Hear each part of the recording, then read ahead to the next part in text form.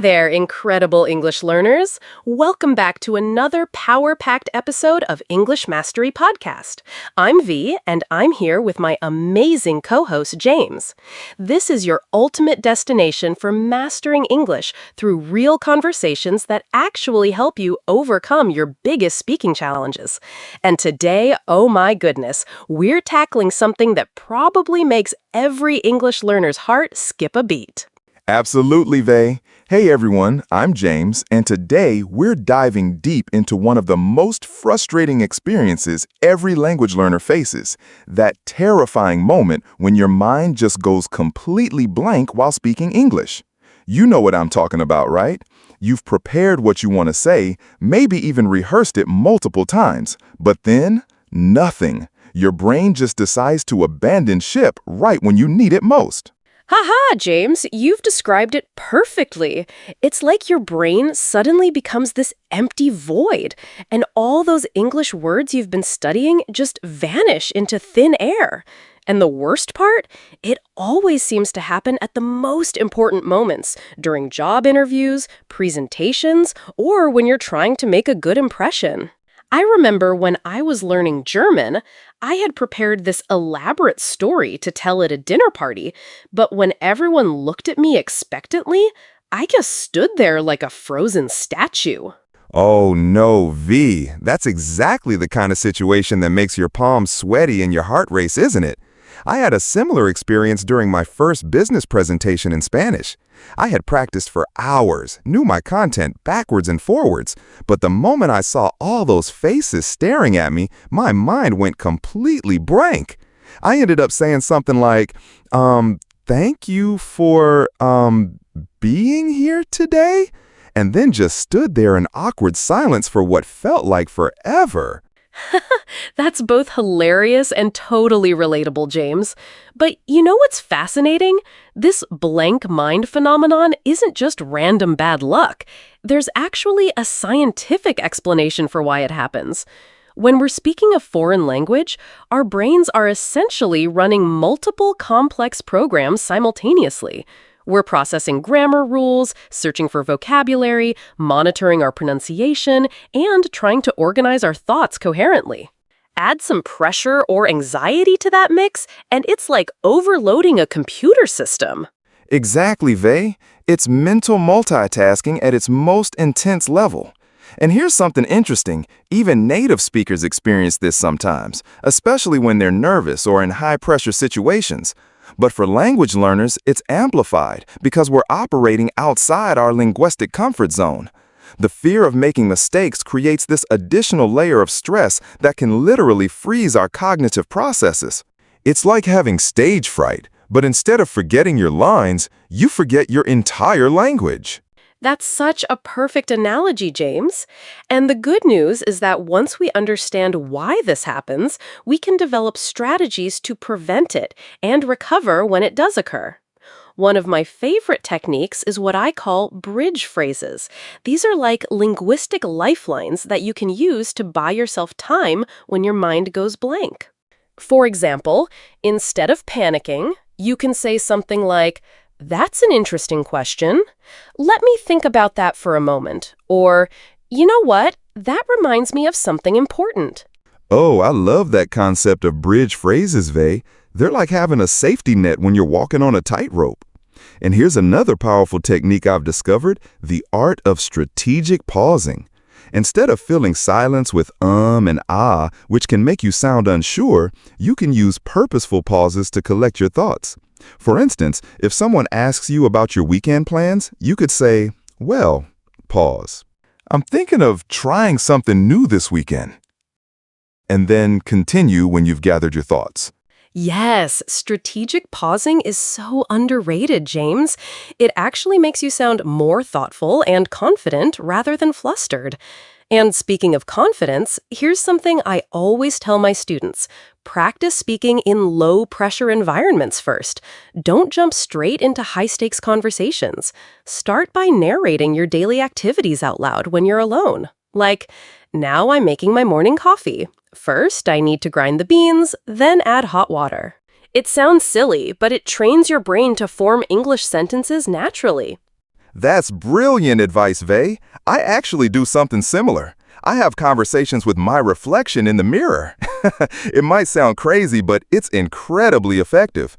I'll practice introducing myself, describing my hobbies, or even debating current events with my mirror self. The beauty of this technique is that there's zero judgment and zero pressure, so your brain can focus purely on language production without the anxiety component. Haha! I love the mirror technique. And you know what takes this practice to the next level? Shadowing exercises. This is where you listen to native English speakers, maybe from podcasts, TED Talks, or even YouTube videos, and try to repeat what they're saying in real time, matching their rhythm, intonation, and pronunciation. It's like being their linguistic shadow. This trains your mouth muscles and your brain to work together more smoothly, so when you're in real conversations, the words flow more naturally. Absolutely. Shadowing is like muscle memory training for your speech patterns. I used to shadow news anchors because they speak clearly and at a good pace. I'd put on BBC News and try to repeat everything the anchor said, copying their professional tone and clear articulation. After a few weeks of this practice, I noticed that my spontaneous speaking became much more fluent because my brain had internalized those natural speech rhythms. That's fantastic, James. And here's another game-changing strategy. Shift your focus from perfection to communication. So many English learners get paralyzed because they're searching for the perfect word or phrase. But communication isn't about perfection. It's about getting your message across effectively. If you can't remember the word refrigerator, you can say the big white box in the kitchen that keeps food cold. People will understand you perfectly, and you'll keep the conversation flowing. That's such an important mindset shift, Vey. I remember trying to describe a screwdriver in English once, but I couldn't remember the word. So I said, the tool you use to turn those little metal things in the wall.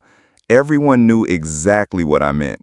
It taught me that creativity and description can be just as effective as knowing the exact vocabulary. Plus, native speakers do this all the time when they can't think of a specific word. Yes, slow speech is like giving yourself a cognitive buffer zone. And here's something I've learned from my own experience. Don't be afraid to show vulnerability and use humor when you make mistakes. If you accidentally say something funny or wrong, acknowledge it with a laugh. For example, if you meant to say, "I went to the beach," but accidentally said, "I went to the beach tree," you can laugh and say, "Well, I guess I was hanging out with trees instead of swimming." People appreciate authenticity and humor. Haha, I love that approach, James. Humor is such a powerful tool for diffusing tension and making connections with people. And you know what else really helps prevent blank mind episodes? Visualization and mental rehearsal. Before important conversations or presentations, spend a few minutes visualizing yourself speaking confidently and successfully. Imagine the positive reactions from your audience. Picture yourself handling questions smoothly and feel the satisfaction of effective communication. This mental practice actually prepares your brain for success. That's so true, Vey. Visualization is like programming your subconscious mind for success. Athletes use this technique all the time. They mentally rehearse their performance before competitions. We can do the same thing with English conversations. And speaking of preparation, here's another essential strategy: vocabulary clustering. Instead of learning random words, group them by themes. 1 week, focus on restaurant vocabulary: appetizer, entree, bill, tip, reservation. The next week, tackle office terminology: deadline, meeting, presentation, colleagues, supervisor. Oh, that's brilliant, James. Themed vocabulary learning is so much more effective because words that belong together are easier to remember together. Plus, when you're in situations related to those themes, multiple vocabulary options will be available in your mental toolkit. And here's a pro tip: create personal stories or scenarios using your new vocabulary clusters. Don't just memorize definitions, create mini narratives that make the words memorable and meaningful to your own life experiences. Absolutely. Storytelling makes vocabulary stick so much better than rote memorization. And you know what else prevents blank mind episodes? Building your confidence through small, consistent victories. Set achievable daily goals, like having one English conversation with a stranger, commenting in English on social media posts, or explaining your favorite movie to a friend in English. These small successes accumulate and build your overall speaking confidence, making blank mind moments less likely to occur. That's such wise advice, James. Confidence is really the antidote to blank mind syndrome. And remember, even when your mind does go blank, and it probably will sometimes because you're human, it's not the end of the world. Every English speaker, including natives, has moments where they lose their train of thought or can't find the right words. The key is having strategies to recover gracefully and keep the conversation moving forward. Exactly, Vey. And to everyone listening right now who has experienced that terrifying blank mind moment, you're not alone. You're not broken, and you're definitely not bad at English. This is simply part of the learning process, and with the techniques we've shared today, you'll be much better equipped to handle these situations. Remember, every blank mind moment is actually an opportunity to practice your recovery skills and build resilience. Beautifully said, James. And as we wrap up today's episode, I want every single listener to remember this. Your English journey is unique, your progress is valid, and your effort is admirable. Don't let fear of blank mind moments prevent you from speaking English. Instead, use these strategies to build your confidence and communication skills. Keep practicing. Stay patient with yourself, and remember that fluency is not about perfection. It's about effective communication and genuine connection with others. Perfect words to end on, Vey. Thank you all for joining us on this exploration of overcoming blank mind moments in English conversation. Keep speaking, keep practicing, and most importantly, keep believing in your ability to master this beautiful language. Until next time, this is James. And Vey, reminding you that every conversation is a step forward in your English journey. Your mind is powerful, your potential is unlimited, and we believe in you completely. See you in the next episode of English Mastery Podcast.